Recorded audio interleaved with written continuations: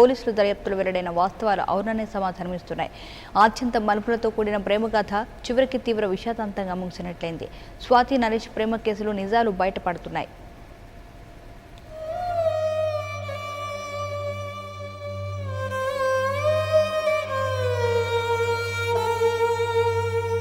ఆద్యంతం మలుపులతో కూడిన ప్రేమకథ చివరికి తీవ్ర విషాదంగా ముగిసినట్లయింది. స్వాతి నరేష్ ప్రేమ కేసులో విస్తుపోయే నిజాలు బయటపడుతున్నాయి. దర్యాప్తులో నరేష్ ను అత్యంత పాశవికంగా స్వాతి తండ్రి శ్రీనివాసరెడ్డి నరికి చంపగా అతని సోదరుడు డ్రైవర్ సత్తిరెడ్డి సహకరించారు. అనంతరం ఆధారాలు లేకుండా స్వాతి పేరిట ఉన్న పొలంలోనే ఈ దారుణానికి పాల్పడి టైర్లతో కలిపి కాల్చి మూసీనదిలో అస్థికలు కలిపేశారు. ఈ నెల 1న నరేష్ అదృశ్యం కాగా 16న స్వాతి ఆత్మహత్యకు పాల్పడింది. దీనిపై స్వాతి తల్లిదండ్రులు ఇతర బంధువులు కూడా కన్నీరు మున్నీరయ్యారు. ప్రేమ ఎంత పని చేసిందంటూ మండిపడ్డారు. అయితే నరేష్ ది హత్య అని తెలిసిన నేపథ్యంలో స్వాతిది హత్య ఆత్మహత్య అని అనుమానం రేగుతోంది. రెండోసారి వచ్చినప్పుడు మాట మార్చిండు.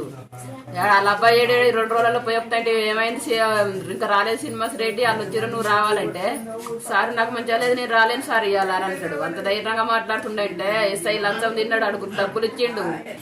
ఆ రోజు ఏం మాట్లాడకుండా ఇంటికి వెళ్ళి ఆ రోజు ఈయన వచ్చే వరకు ఆడలేడు ఆడొచ్చే వరకు ఈడలేడు ఇద్దరు పోయి పొద్దుకంగా వచ్చారు శ్రీగడ స్టేషన్ డబ్బులు తిన్నారు. ఆ ఫోన్ ఎస్ఐ పోలీసు వాళ్ళు నా కొడుకు కారణం నా కొడుకుని చంపేసిండు అడుగుతానికి ఇల్లు లేదు. ఈ రోజు తెలిసింది నా కొడుకు ఇట్లా జరిగిపోయిండని ఈ రోజు టీవీలో ఇచ్చిండు.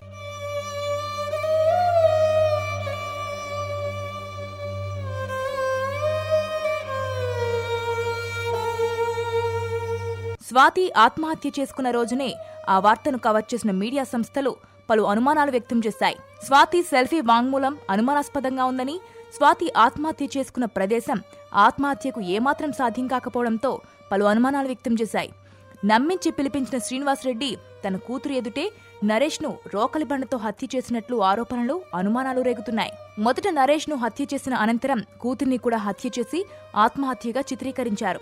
అయితే బాధలో ఉన్న కుటుంబ సభ్యులు ఆత్మహత్య వాదనపై మౌనం వహించాయి. ఈ నేపథ్యంలో నరేష్ హత్య వెలుగు చూడడంతో స్థానికులు స్వాతిది కూడా హత్యేనని పేర్కొంటున్నారు. అలాగే అంతకుముందు శ్రీనివాసరెడ్డిపై అనుమానం ఉన్న 2 హత్యలపై కూడా దర్యాప్తు చేయాలని పలువురు డిమాండ్ చేస్తున్నారు. అర్ధరాత్రి పిల్లని ఇంట్లో తోలి పిల్లని కూడా ఆత్మహత్య చేసి ఇవాళ ఉరికి పెట్టుకుందని పిల్లని చంపేసిండు. నా కొడుకుని కూడా రాత్రిపూట పొలంలో తీసుకుపోయి ఆయన బాబాయ్ కొడుకులు ఆయన కూడా చంపి కాలేసి టైర్లతో కాలేసి నేనేం చేయలేదని చెప్పిండు.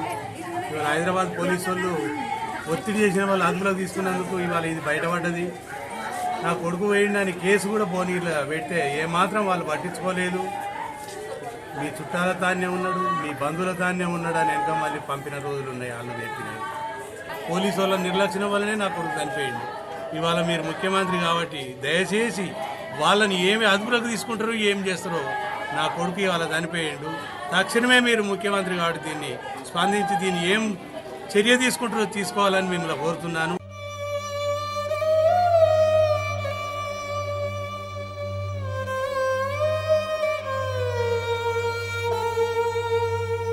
ఇదిలా ఉంటే కూతురు పాలిట కన్న తండ్రే కాలయముడిగా మారిన శ్రీనివాసరెడ్డి గతంలోనూ నేర చరిత్ర ఉంది. 1992లో ఆస్తుల కోసం సొంత కుటుంబ సభ్యులను హత్య చేసినట్లు పోలీసులు విచారణలో వెల్లడి. దీంతో శ్రీనివాసరెడ్డి నేర చరిత్రపై పోలీసులు క్షుణ్ణంగా దర్యాప్తు చేస్తున్నారు.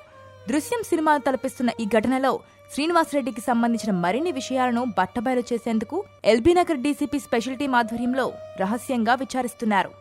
విచారణకు సంబంధించి రాచకొండ సిపి మహేష్ భగవత్ వివరాలు వెల్లడించారు. ఫాలో చేసిరు తీసుకొని వెళ్ళిపోయారు. ఎల్బీనగర్ లో ఉన్నాను కూడా అవ్వదని చెప్పించారు వాళ్ళతోటి వీడు ఎల్బీనగర్ లో ఉన్నాను చెప్పని.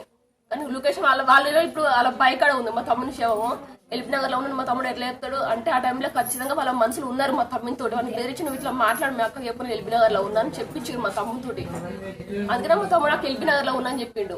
తీసుకొచ్చారు వాళ్ళ బైక్ ఆడ అదే తెల్లారి వరకు చంపేసారు. ఇన్ని రోజులు అందుకని దాచిరు. మేము ఆ భువనగిరిలో మేము కంప్లైంట్ ఇచ్చినాం మా తమ్ముది మిస్సింగ్ కూడా ఎస్ఐకి సిఐకి. కానీ వాళ్ళు ఎలాంటి ఇట్లా చర్యలు తీసుకోలేదు శ్రీనివాస్ రెడ్డి మీద. వాళ్ళ అమ్మాయి దొరికినప్పుడు మా తమ్ముని మాకు సేఫ్టీగా పంపించవచ్చు కదా, ఎందుకు ఇంత కక్ష మరే?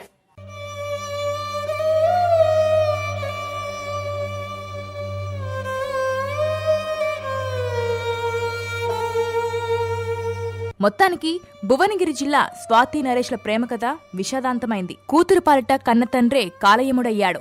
హైకోర్టు ఆదేశాలతో క్షుణ్ణంగా దర్యాప్తు చేసిన పోలీసులకు విస్తుపోయే నిజాలు వెలుగులోకి వచ్చాయి. కూతురు స్వాతి, ఆమె ప్రియుడు నరేష్ను శ్రీనివాసరెడ్డే దారుణంగా హత్య చేసినట్లు అనుమానాలకు బలం చేకూరింది. శ్రీనివాసరెడ్డిని రహస్యంగా విచారిస్తున్న పోలీసులకు మరిన్ని నిజాలు బట్టబయలు కానున్నాయో వేచి చూద్దాం.